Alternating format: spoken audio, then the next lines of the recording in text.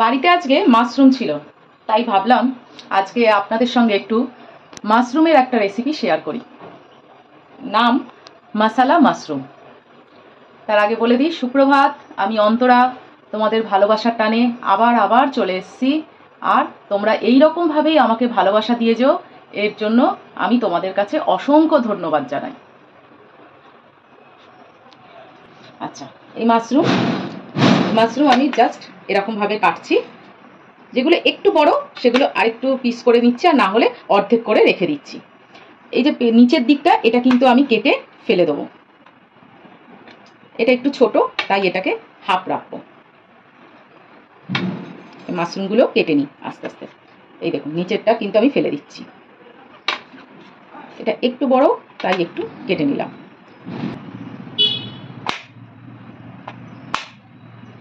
হয়ে গেছে আমার মাশরুমগুলো কাটা। কড়াই গরম করতে দিয়েছি, তার মধ্যে দেব সর্ষের তেল। ও দাঁড়ান, আগে মাশরুমগুলো একটু হলুদ আর নুন দিয়ে একটু মাখিয়ে রাখবো।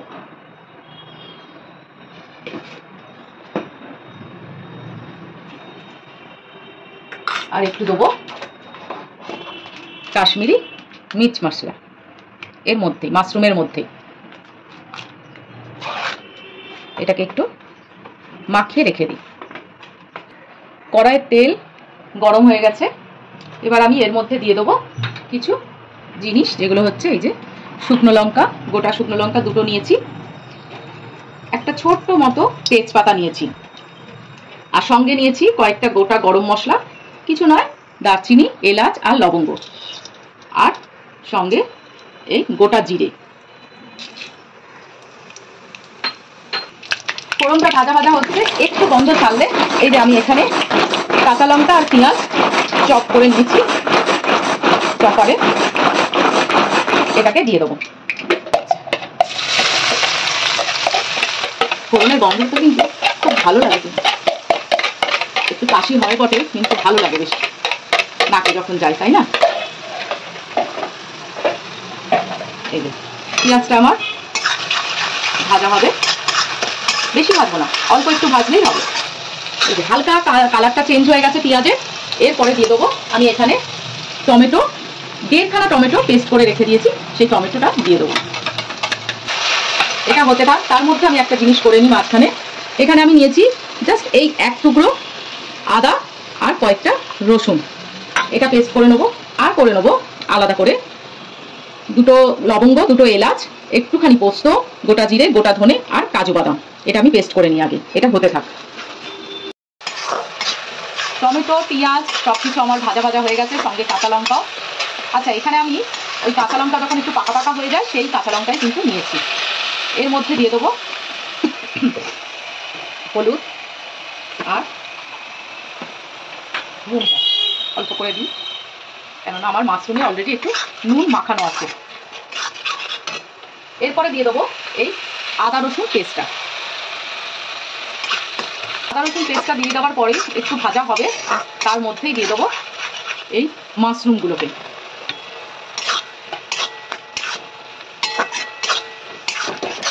একটু ভাজা ভাজা হবে মাশরুমগুলো। কালারটা দেখুন, এখনো কিন্তু কাশ্মীরি লঙ্কার গুঁড়ো দিইনি, তাতেই টমেটোর জন্য। আর ওই যে বললাম না, কাঁচা লঙ্কা যখন পেকে গেছে সেই রকম পাকা লঙ্কা দিয়েছি, সেই জন্য দেখুন কালারটা কত সুন্দর এসছে। এটা একটু ভাজতে হবে, কারণ আমি মাশরুম কিন্তু সেদ্ধও করিনি আগে থাক থেকে, আর ভেজেও রাখিনি, তাই জন্য একটু এই মশলার সঙ্গে ভাজতে হবে, যাতে মাশরুমের মধ্যে সরি মানে এত ঝাল দিতেছে না, আমার কাশি এসে যাচ্ছে। চিনিও তো জ্বালানো যাবে না, আওয়াজে শোনাই যাবে না আমার কথা। সুন্দর ভাজা ভাজা হয়ে গেছে, দেখুন ভাত দিয়ে কি সুন্দর তেল ছেড়ে দিয়েছে। এবারে আমি ওই যে শুকনো মশলাগুলো নিয়েছিলাম, ধনে, জিরে, কাজু বাদাম, একটু পোস্ত, সেইটা দিয়ে দেবো। কত সুন্দর লাগছে না? দারুণ লাগছে কিন্তু।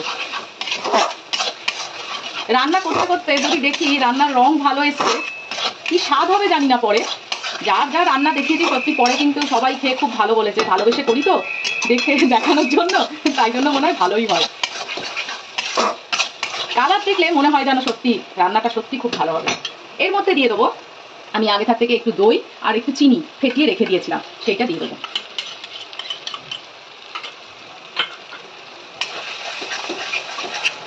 এর মধ্যে দেবো এবারে কাশ্মীরি লঙ্কার গুঁড়োটা কালার হওয়ার জন্য। এতে ঝাল ফাল কিছু হবে না, শুধু কালারটা একটু চেঞ্জ হয়ে যাবে। এই দেখুন, দেখে খেতে ইচ্ছা করছে না? আমি জানি আমার এই রান্নাটা দেখার পরে আপনারা মাশরুম আনতে বলবেন যদি বাড়িতে না থাকে, আর এই রান্নাটা অবশ্যই করবেন, আমি জানি। আরে আমার বন্ধুরা তো আমার মতোই হবে, আমিও জানেন তো লুচি এত খাই, কিন্তু আমার জানলা দিয়ে যদি অন্যের বাড়িতে লুচির গন্ধ আসে না, আমার তখন মনে হয় একটু খাই, নিজে করি, ইস কি সুন্দর ওরা লুচি খাচ্ছে। অথচ দেখুন লুচিটা তো সবসময় খাই, তাও যেন মনে হয় অন্যের বাড়িতে কিছু দেখলে বা গন্ধ শুকলে না মনে হয় নিজে একটু করে খাই। এই দেখুন খুব সুন্দর মশলা থেকে তেল ছেড়ে গেছে। এইবারে আমি মিক্সি ধোয়া যে বাটিটা জলটা ছিল সেই জলটা এর মধ্যে দিয়ে দেবো।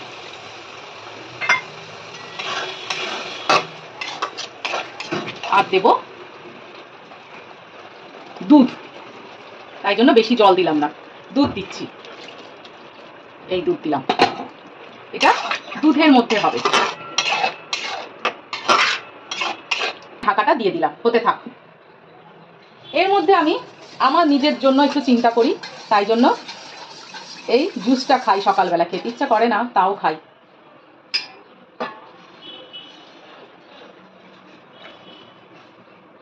যদি আপনারা জানতে চান অবশ্যই আমি বলবো, এই জুসটা আমি একটু খাই, ওই নাক চিপে এক ঢোকে খেয়ে নিই।